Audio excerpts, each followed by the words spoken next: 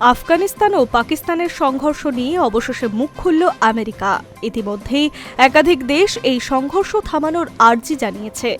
তবে আমেরিকা তার ধার দিয়ে গেল না, বরং পাকিস্তানের যুদ্ধ ঘোষণাকে কেন্দ্র করে সমর্থন করে বিবৃতি দিল মার্কিন বিদেশ দপ্তর।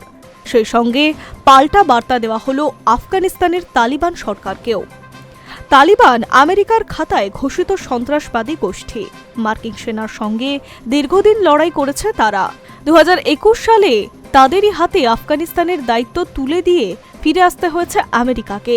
সেই তালিবানকে নতুন বিবৃতিতে সন্ত্রাসবাদী বলেই উল্লেখ করেছে ডোনাল্ড ট্রাম্পের প্রশাসন। সঙ্গে জানালো, আফগানদের ঠেকাতে পাকিস্তান সরকার যে নীতি গ্রহণ করছে আমেরিকা তা সমর্থন করছে। মার্কিন বিদেশ দপ্তর একটি ইমেল মারফত বিবৃতি জারি করেছে। তাতে লেখা হয়েছে, তালিবান আন্তর্জাতিক সন্ত্রাসবাদী গোষ্ঠী হিসেবে বিশেষভাবে চিহ্নিত। তাদের হামলার বিরুদ্ধে আত্মরক্ষার অধিকার পাকিস্তানের আছে।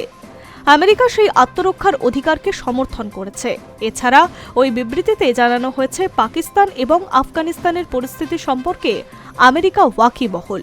কিভাবে দুই দেশের সম্পর্ক ক্রম অবনতি হলো, উত্তেজনা কিভাবে বাড়ল, আমেরিকা সেই সব খবর রেখেছে। এর ফলে যারা প্রাণ হারিয়েছে, আমেরিকা সরকার তাদের জন্য দুঃখ প্রকাশ করেছে।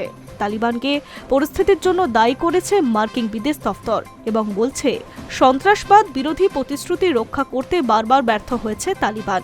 এই সন্ত্রাসবাদী গোষ্ঠী আফগানিস্তানের মাটিকে জঘন্য সব হামলার লঞ্চিং প্যাড হিসেবে ব্যবহার করছে। পাকিস্তানের বিদেশ সচিব আমনা বালোচের সঙ্গে কথা বলেছে আমেরিকার কূটনীতিবিদ অ্যালিস হুকার।